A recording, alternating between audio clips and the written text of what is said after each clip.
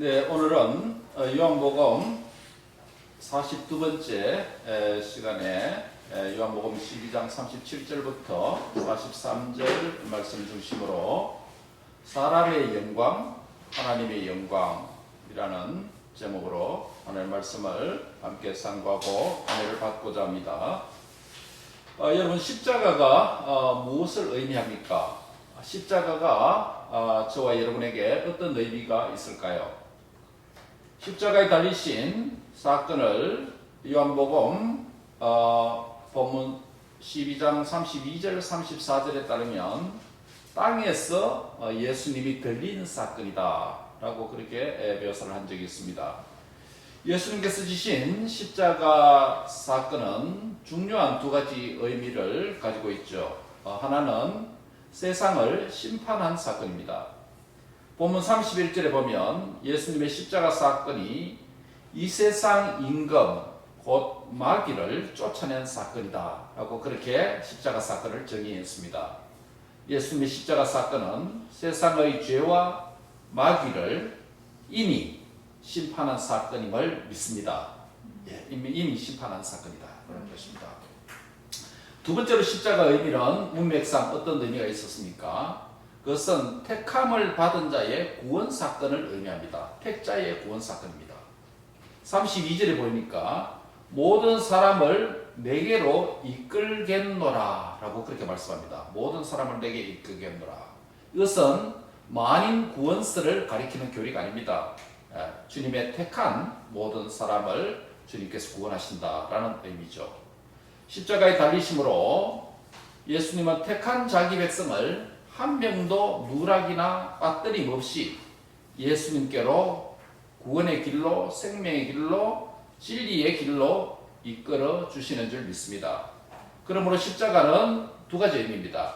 세상에 대한 심판과 택함을 받은 자에 대한 구원 사건을 의미하죠. 하나님의 선택받은 사람은 그런데 자동적으로 구원을 받는 것은 아닙니다. 하나님의 은혜로 그들의 자신의 믿음의 행위를 통해서 구원을 받습니다. 구원을 받는 수단이 믿음이라고 하는 것이죠. 즉 십자가에서 죽으신 주님을 믿음으로 구원을 받게 되는 것입니다. 오늘 본문 바로 앞에 35절, 36절에서 예수님께서는 예수님 자신과 믿는 자를 빛이라 라는 개념으로 설명한 적이 있습니다. 아직 빛이 있을 동안에 빛 대신 예수님을 믿으면 빛의 아들이 되리라, 빛의 자녀가 되리라 라는 말씀을 하셨습니다. 빛으로 오신 예수님은 말씀을 전하셨을 뿐만 아니라 수많은 표적들, 기적들을 행하셨죠. 그 결과는 항상 두 부류로 사람들이 나누어졌습니다. 하나는 빛의 자녀가 되는 것이고 또 하나는 어둠의 자녀들이 나타나는 것입니다. 즉 복음 앞에 빛의 자녀들과 어둠의 자녀들이 그렇게 나뉘어집니다. 빛의 자녀들과 어둠의 자녀들로 구분되는 기준은 빛으로 오신 예수님을 영접하여서 믿는가 믿지 않는가 여기에 달려있죠. 오늘 우리는 빛으로 오신 예수님의 말씀을 받는 두 가지 인격과 태도에 대해서 함께 상고하고 우리에게 주시는 은혜를 받고자 합니다. 첫 번째로 완악하고 교만한 자는 말씀을 듣지도 믿지도 못한다라는 사실입니다. 완악하고 교만한 자는 말씀을 듣지도 믿지도 못한다. 오늘 본문에 보면 예수님께서 많은 말씀과 표적을 행하셨음에도 불구하고 37절에 보면 그를 믿지 아니하니 라고 말씀합니다. 그리고 38절에 따르면 믿지 아니하는 것도 순간적인 그런 일이 아니라 구약의 이사야 선지자를 통해서 예언된 그 예언을 이루기 위함이다 라고 엄청난 말씀을 하고 있습니다. 무슨 예언입니까? 38절에 보면 이사야서 53장 1절을 인용합니다. 주여 우리에게서 들은 바를 누가 믿었으며 주의 팔이 누구에게 나타났습니까? 라는 이사야서 53장 1절의 말씀입니다. 그들이 믿지 못한 것에 대해서 예수님께서 말씀을 전하시고 그렇게 많은 표적을 당시에 행하셨음에도 불구하고 믿지 못한 것에 대해서 40절에 또 말합니다. 그들이 믿는 일에 실패한 것은 예수님의 사역의 실패 때문이 아닙니다. 그들이 믿음에 실패한 것은 하나님의 계시의 결핍 때문도 아닙니다. 말씀이 없어서 그런 것도 아닙니다. 표적을 덜 행한 것도 아닙니다. 우리 예수님은 많은 말씀과 많은 표적을 통해서 세상 가운데 자신이 빛이심을 계시하시는 그 계시가 충분했습니다. 그리고 예수님의 메시아적인 능력과 메시아로서 사역의 실패 때문도 아닙니다. 그것은 그들의 믿음의 실패는 다른 데 있는 것이 아니라 그들 자신의 완악함과 교만의 죄 때문입니다. 인간의 교만은 하나님의 말씀의 문을 닫게 합니다. 36절 하반절에 한번 보시기 바랍니다. 예수께서 이 말씀을 하시고 그들을 떠나가서 뭐 하시니라? 숨으시니라 라고 말합니다. 굉장히 흥미로운 말씀이죠. 이것은 예수님이 힘이 없거나 사역의 실패나 사역의 패배감 때문에 스스로 은둔하는 소극적 행위가 은둔 행위가 아닙니다. 이것은 그동안 많은 말씀을 전하시고 많은 표적들을 통해서 풍성한 하나님의 계시가 예수님을 통해서 주어졌음에도 불구하고 믿지 아니한 것에 대한 계시의 인격이 되시는 예수님 자신이 계시를 중단하시고 감추어버린 예수님의 능동적인 은폐입니다 라고 볼 수 있습니다. 저 소극적으로 힘이 없어서 숨은 행위가 아니라 말씀과 표적을 통해서 계시를 보여주심에도 불구하고 믿지 아니한 것 때문에 그들에게 믿음의 실패죠. 그들의 믿지 아니한 믿음의 실패 때문에 예수님은 능동적으로 계시 행위를 닫아버리는, 자신을 감추어 버리시는, 그 예수님이 이스라엘 가운데 있다라는 의미는 무엇입니까? 하나님의 임재가 그들 가운데 있다. 성막과 같습니다. 성막이 그들 가운데 He is a dwelling place among them. 하나님의 그 성막이 이스라엘 가운데 있죠. 그렇죠? 그와 마찬가지로 성막의 그림자가 아니라 실체가 되시는 예수님이 그들 가운데 있다라는 의미는 하나님의 영광이 그들 가운데 있다. 계시가 그들 가운데 열려있다. 이런 의미입니다. 근데 예수님의 부재는, 예수님의 숨으심, 사라지심은 하나님의 영광의 사라짐과 같다는 것입니다. 굉장히 무슨 이야기 아닙니까, 여러분? 이런 점에서 예수님께서 믿지 않는 그들을 떠나서 숨으시는 행위는 예수님의 패배적인 은둔 사건이 아니라 계시에 대한 능동적인 은폐 사건이다. 예수님이 감추어버렸다는 것입니다. 그들에게 영광이 이카포, 그의 영광이 떠나가 버리는 그런 사건과 같은 것입니다. 이것은 하나님께서 자신을 예수님의 말씀과 표적을 통해서 지금은 더 이상 계시지 않고 닫으시는 능동적인 주님 자신의 계시 은폐 행위라는 것입니다. 계시 중단 행위입니다. 이것은 곧 무엇을 의미하냐면 심판을 의미합니다. 여러분, 엘리야 엘리사 내러티브의 설교에서 제가 이런 말씀 드린 적이 있습니다. 엘리야가 이스라엘 가운데 있을 때에 그 죄악의 세상 가운데 구원의 메시지, 언약의 말씀을 통해서 그들을 하나님과 언약 관계를 회복케 하는 하나님의 영광의 임재다. 그가 성천하고 사라지더라도 그 영광이 그들에 현존한다.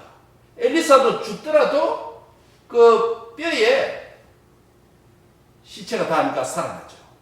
선지자가 엘리야와 엘리사도 그렇고 두 사람이 지상에서 성천하거나 죽거나 부재한 것은 하나님의 부재함과 하나님의 능력 없음이 아니라 일시적으로 그들에게는 심판이 되는 것입니다. 심판이 되는 것입니다. 그렇다고 하나님 자체가 없고 죽어지는 건 아닌 것이죠. 오늘 본문에서도 예수님이 그들 가운데 감추어버렸다. 이것은 하나님의 능력이 죽어졌다. 하나님 죽어졌다. 없어졌다. 이건 아닙니다. 이 자체가 바로 그들에게는 심판이 됩니다. 엘리야가 호렙산으로 가버렸죠. 호렙산으로 남쪽 유다로 내려왔지 않습니까? 그럼 북이스라엘 땅은 캄캄한 밤이 됩니다. 즉 선지자의 부재, 하나님의 사람의 부재, 하나님의 부재. 그것은 그들에게는 심판을 의미하는 밤이 되는 것이죠. 바로 예수님의 오늘 숨으심이다 라고 하는 것은 힘이 없어서 패배주의적인 은둔사건, 소극적인 은둔사건 순례 행위가 아니라 예수님이 부재다, 예수님이 사라졌다, 그것은 예수님이 능동적으로 행하신 일이고 그들에게 심판을 의미한다라는 것입니다. 목사가 목회를 하면서 예배 시간에 설교를 할 때 관찰해 보면 가장 중요한 메시지가 흘러가는 바로 그 시간 잠을 자는 자가 종종 있어요. 또 가장 중요한 메시지가 흘러가는 그 시간에 성도들이 다른 데 주의가 뺏겨서 다른 데로 뭐 가고 아이가 운다든지 또 아이 보러 간다든지 뭐 이런 일들이 종종 예배 시간에 보면 그런 게 관찰됩니다. 바로 그 시간에 가장 중요한 메시지가 나가는 시간에 다른 곳에 마음을 두고 생각을 두는 자가 예배 인도자의 눈에 목격될 때가 들어있습니다.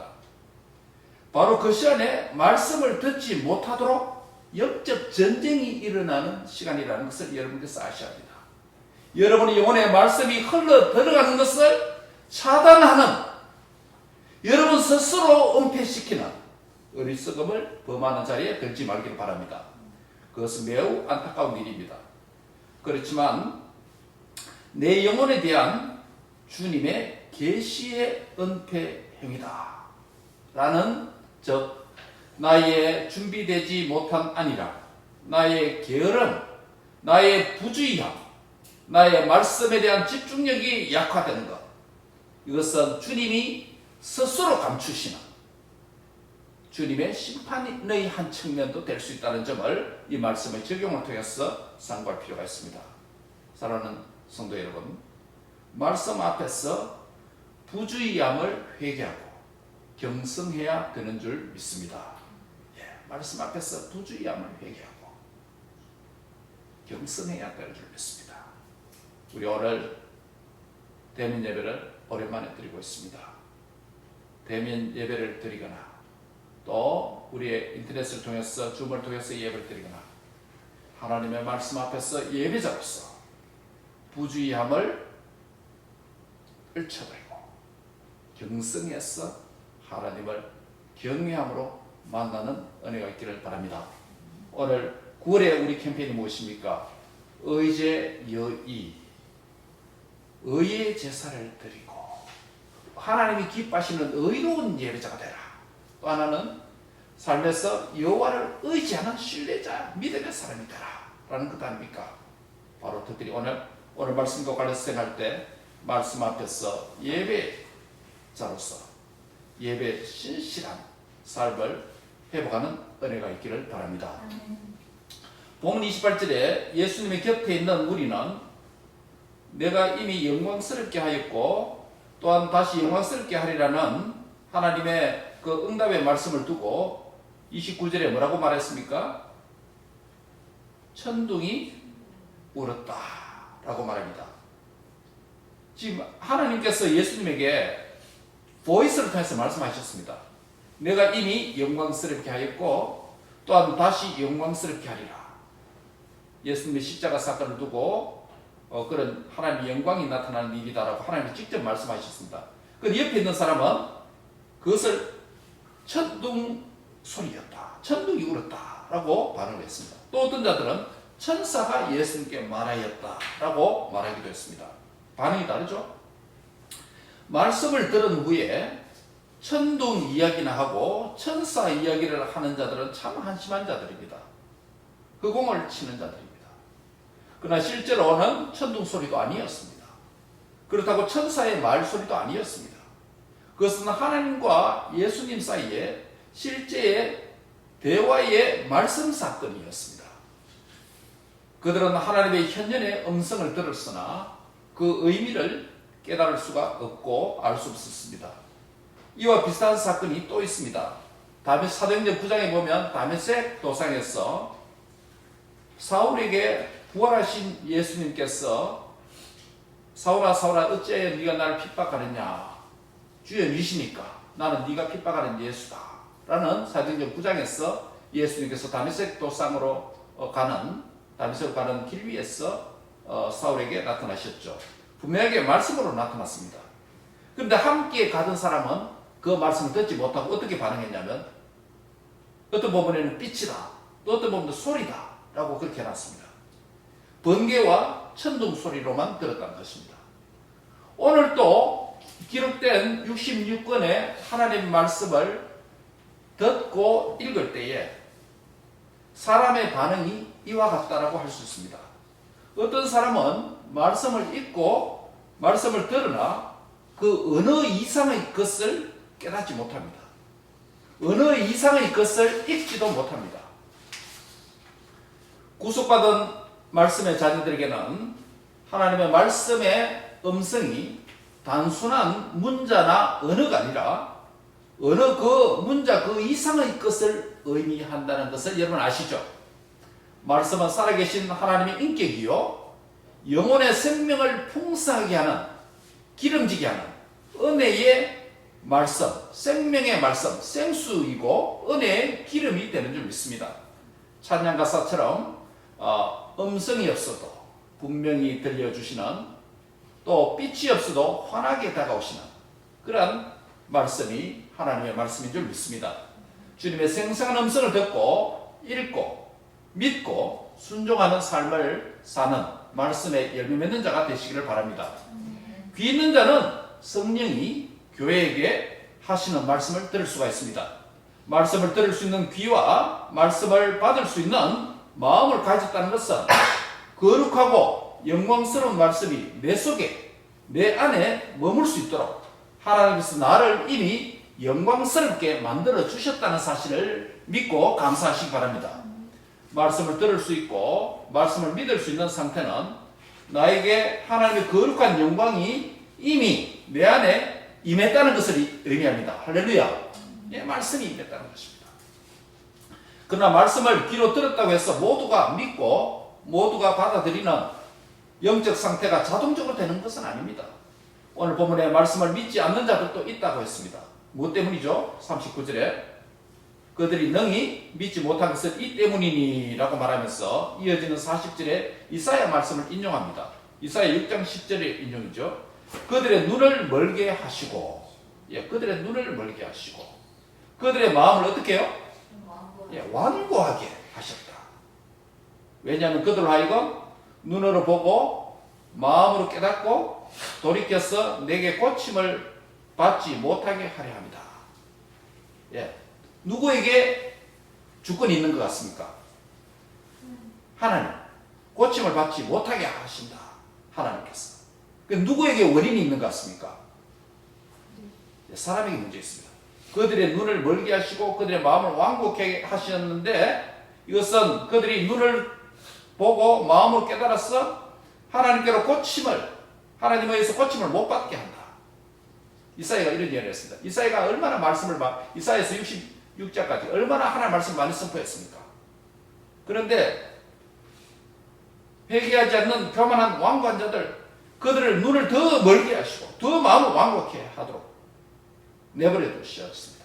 그래서 그들이 깨달아서 돌아오지 못하도록 결국 심판에 받도록 그렇게 한 것 아닙니까? 그런데 이 말씀을 잘못 읽으면 마치 하나님 자신에게 어떤 잘못과 문제가 있는 것처럼 들립니다. 왜냐하면 이 주어가 하나님께서 눈을 멀게 하셨고 하나님께서 그들의 마음을 완고하게 하셨고 하나님께서 그들을 깨닫지 못하게 돌아오지 못하게 고침을 받지 못하게 하셨다 이렇게 본문을 표현하고 있기 때문입니다. 그래서 하나님 자신이 문제가 있는 것처럼 그렇게 말합니다. 그러나 이것은 하나님께 잘못이 있다는 말이 아니라 그들의 완악함 때문입니다. 인간의 완악함과 그 교만 때문에 하나님의 능동적인 계시 은폐행위라는 것입니다. 아까 말씀과 똑같습니다. 스스로 숨어버리죠. 능동적으로 하나님께서 감추도록 만들어버립니다. 이해하셨죠? 아까 앞에 본문하고 지금하고 연결되죠. 그래서 바로 그런 자들에게 하나님께서 믿지 아니하니까 그 믿지 아니한 자들이 잘못이지 하나님께 잘못이 없다는 것입니다. 그래서 믿지 아니하니까 예수님 자신도 숨어버리고 감춰버리겠다는 거죠. 이사야 본문도 마찬가지입니다. 당시의 유대 백성들의 그 완악함과 교만 때문에 하나님께서 그들의 눈으로 보고 마음으로 깨닫지 못하도록 고침을 받지 못하도록 하나님께서 능동적으로 그렇게 하셨다는 것입니다. 그래서 여기서 포인트는 이거예요. 주권은 누구에게 있다? 하나님께서 능동적으로 감추신다. 근데 문제는 누구에게 있다? 사람의 문제라는 것입니다. 그래서 겸손한 심령과 부드러운 영혼과 마음이 준비되지 않으면 하나님은 말씀을 닫아버립니다. 하나님 스스로 능동적으로 숨어버리십니다. 감춰버립니다. 계시가 닫혀버립니다.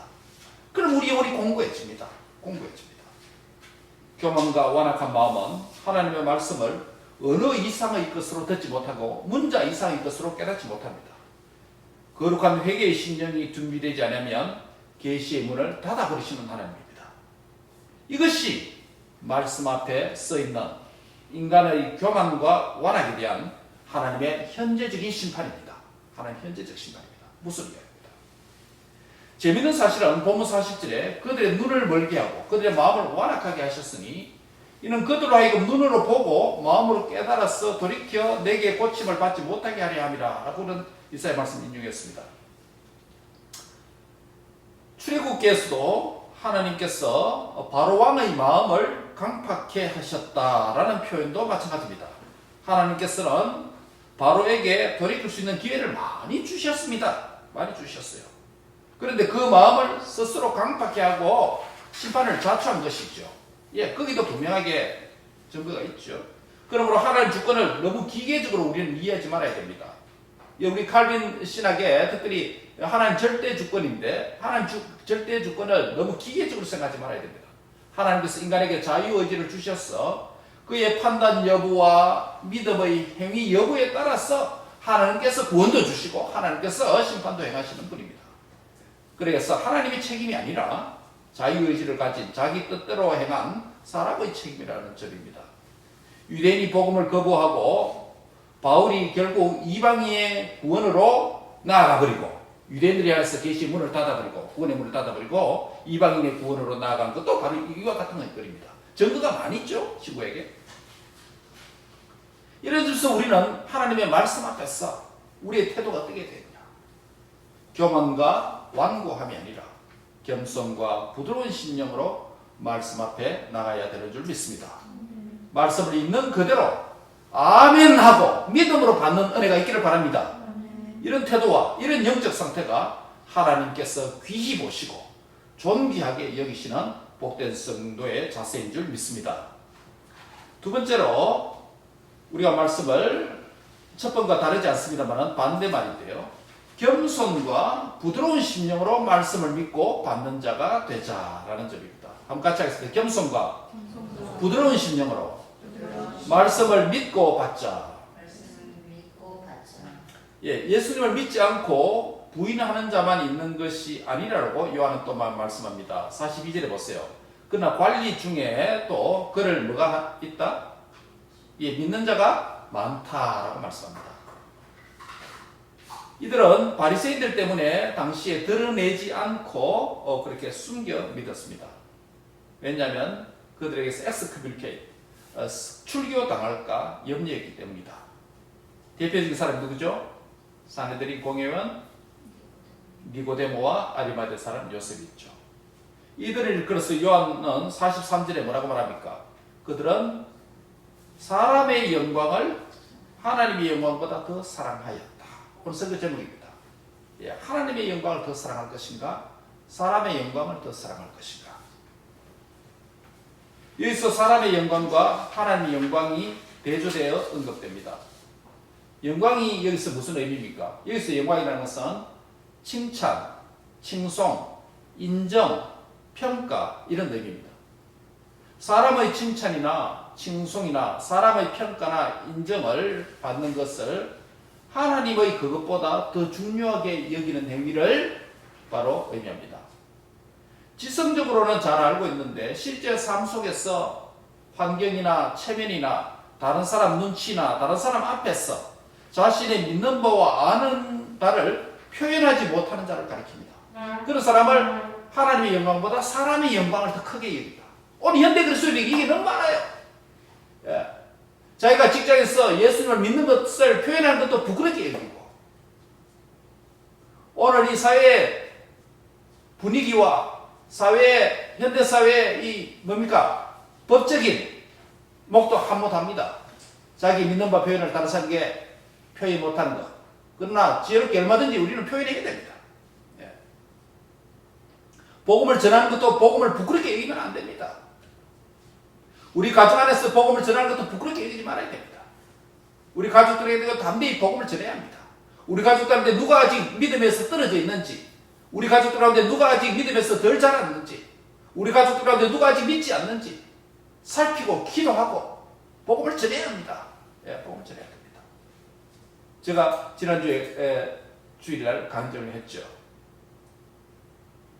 아침마다 우리 부모님과 예배를 드리면서 우리 가족들뿐만 아니라 큰집, 작은집, 외가, 큰애가, 작은애가, 이모, 고모, 외사 다 조카들까지 전문적인 회개하고 예수 믿게 해달라고. 우리 아버지, 어머니하고 같이 기도하면서 그랬습니다. 제 편수에 기도 제목도 그랬습니다. 전문적인 회개하게 해달라고. 예. 그런데 마지막 한국을 떠나며 미국 오는 가운데 이틀 전에 작은 집 큰형님, 우리 작은 집 형님이 가장 작순인데요. 큰 집 형님은 나이가 좀 어리고. 그래서 형수님이 췌장암으로 지난해 돌아가셨는데, 그래서 그 큰 집 혼자 계시더라고요. 제가 가니까 반갑게 맞이하고, 그래서 너 형수의 그 자리가 너무 크게 느꼈다. 그래서 외로워서 울고 계시더라고요. 그래서 제가 복음을 전하고 또 전도하겠죠. 그 가운데 그 둘째 딸이 30대 결혼한 둘째 딸 아이들 2명이 있는데 그 교회 다니고 있다고 그래서 제가 들었습니다. 집사쯤 되는 것 같아요. 네. 울산에 다니는 교회에서 지금 그 인근교회를 다시 교회를 이전해서 왔다 하더라고요. 이 조카 때문에 우리 형님도 예수 믿겠습니다. 제가 그 전문적으로 해서 기도했는데 우리 외가 쪽에는 돌아온 외사촌들이 있어요. 이종사촌도 있고. 그런데 우리 친가 쪽에는 복음을 믿는 사람이 한 사람도 없었는데 저희 가정 빼고는. 저 혼자 처음에 믿어서 전문적인 회개하기를 기도했는데 우리 큰 집에 작은 집에 큰형님 조카 그 딸이 예수 믿게 알게 되었어요. 기도 응답의 한 부분을 본 겁니다. 사랑하는 성도 여러분, 우리 가정 안에서 또 명절 제사 때마다 제가 그릴 수 있는 것을 부끄럽게 여기지 않았습니다. 제사 자리 가서도 저는 제사 안 지냅니다. 교제 차원에서 가는 거지. 우리 집 사람도 그랬습니다. 제사 상사인데 참여하지 마라. 나중에 설거지 하는 거는 사람을 섬기는 일이니까 설거지 하는 이런 데만 하고. 네. 어른들 무시할 필요 없다. 사람을 무시할 필요 없다. 하나님의 영광과 사람의 영광. 아리마다 사람 요셉과 니고데모가 숨어서 믿은 거예요. 숨어서 믿은 거예요. 사람 쫓겨나가 싶었어. 숨어서 믿은 겁니다. 오늘 우리 자녀들도 우리 성도들도 내가 예수 믿는 것 때문에 직장에서 사회에서 가정에서 쫓겨나는 것 무서워하지 마세요. 불쌍히 마세요. 담대한 믿음의 사람이 됐어요. 사람의 영광을 구할 것인가? 하나님의 영광을 구할 것인가? 사람의 영광을 크게 할 것인가? 하나님의 영광을 더 크게 할 것인가? 오늘 본문 보세요. 네.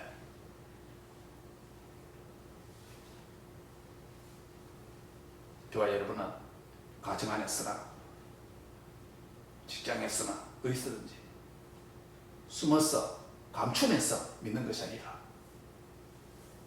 그것은 사람의 영광을 구하는 것이고 사람에게 인정받고 사람에게 평가를 받는 것입니다. 하나님의 영광을 구하고 하나님의 인정을 받고 하나님께서 함께 하신다는 담대한 믿음으로 승리하는 자가 되길 바랍니다. 이런 믿음의 사람을 우리 교회가 만들어내야 되는 거예요.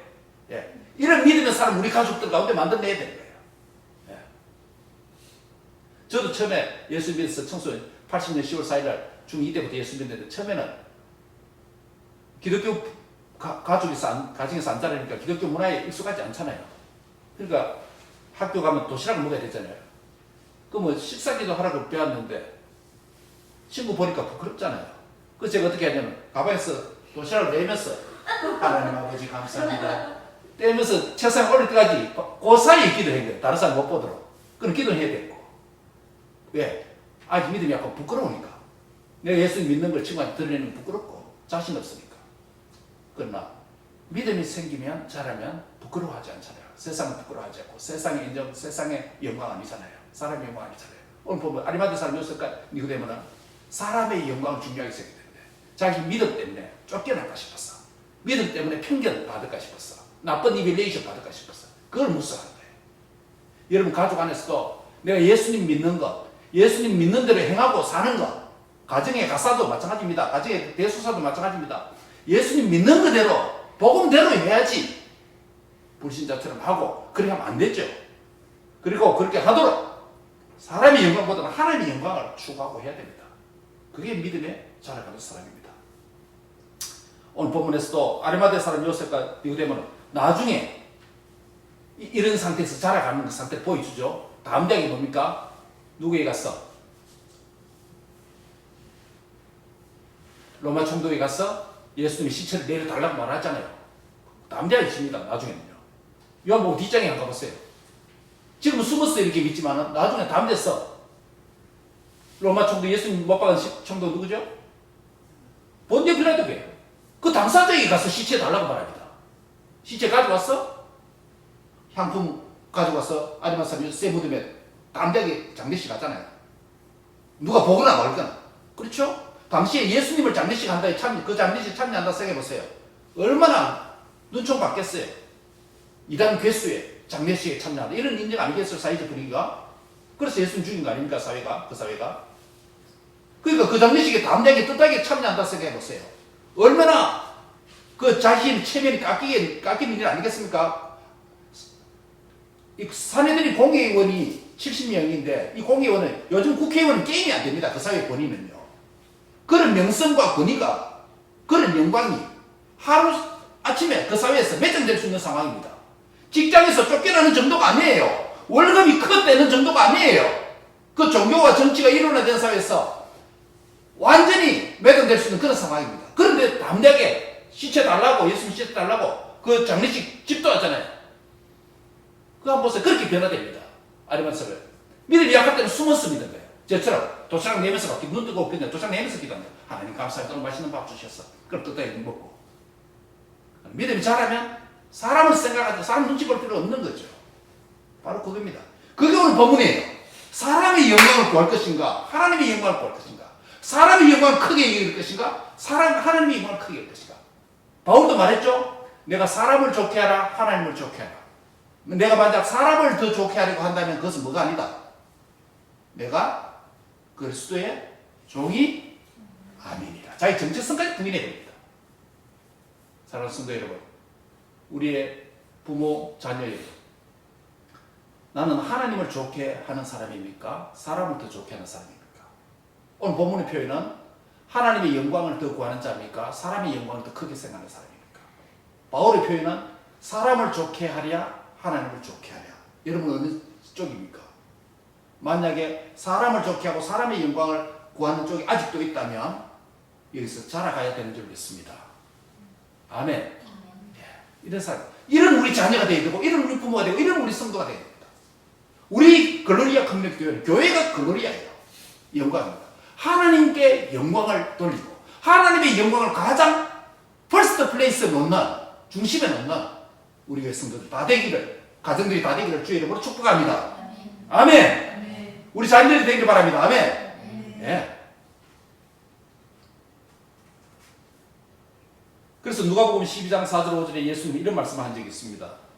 내가 내 친구 너희들에게 말하노니 제자들에게 몸을 죽이고 그 후에 능히 더 못하는 자들을 두려워하지 말라. 기껏 죽여봐야 너가 몸밖에 못 죽인다. 몸이 맥시멈이다. 맥시멀 포인트다. 몸만 죽이고 다른 거 더 이상 못하는 그들을 두려워하지 말라. 그래서 사실 말씀 무슨 말인지 아세요? 죽인 후에 또한 지옥에 넣는 권세 있는 그를 두려워하라.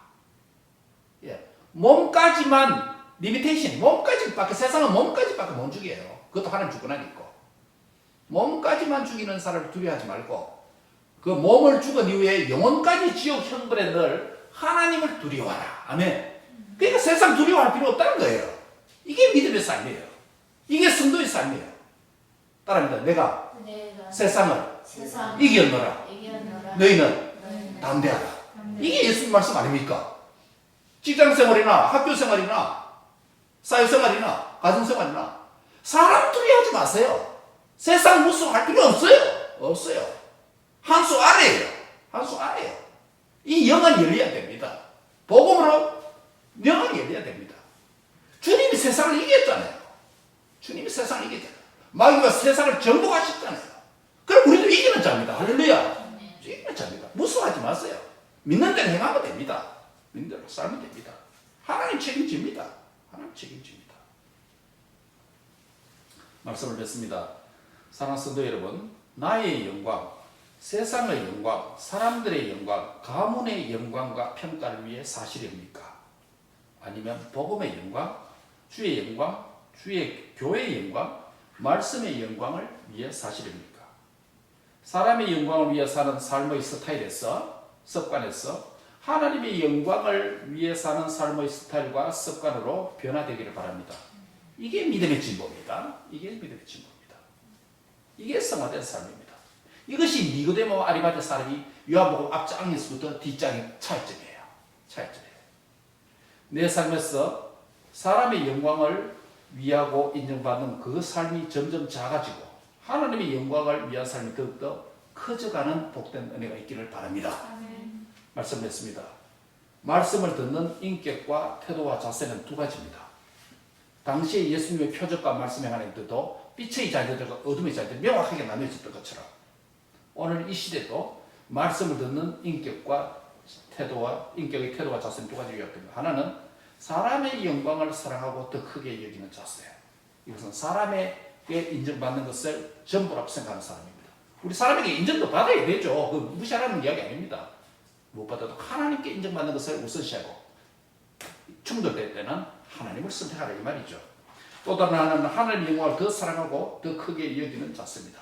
이것은 하나님께 인정받는 것을 첫 자리에 두라. 사람의 영광을 더 크게 여기고 더 가치 있게 여기고 더 비중을 두며 살아가는 사람은 하나님의 말씀보다 사람의 말을 더 중시하는 자입니다. 세상의 문화와 습관을 더 중시 여깁니다. 하나님의 사랑보다 사람 사랑이 우선이 됩니다. 하나님의 교회와 교회의 직분보다 자신의 가정과 직장의 생활이 더 우선입니다. 이런 자는 하나님과 말씀과 교회를 세상과 사람 앞에서 부끄럽게 여깁니다. 왜 그렇죠? 하나님의 영광보다 사람의 영광이 그에게는 이미 크기 때문입니다. 반대로 하나님의 영광을 사람의 영광보다 더 크게 여기고 더 가치 있고 비중을 두는 사람은 하나님의 말씀 중심의 신앙 인격자가 됩니다. 말씀이 하는 대로 하는 것입니다. 말씀이 가르쳐 주는 길을 걷는 것입니다. 말씀이 세상의 어떤 가치와 기준보다 우선순위와 가치 있는 자리를 차지하는 자가 이런 자입니다. 하나님의 교회와 교회의 직분 수행과 세상의 어떤 단체의 역할보다 존귀하게 여깁니다. 왜 그렇죠? 사람의 영광보다 하나님의 영광이 그에게는 더 크기 때문입니다. 사랑하는 성도 여러분, 여러분은 사람의 영광을 구하는 자입니까?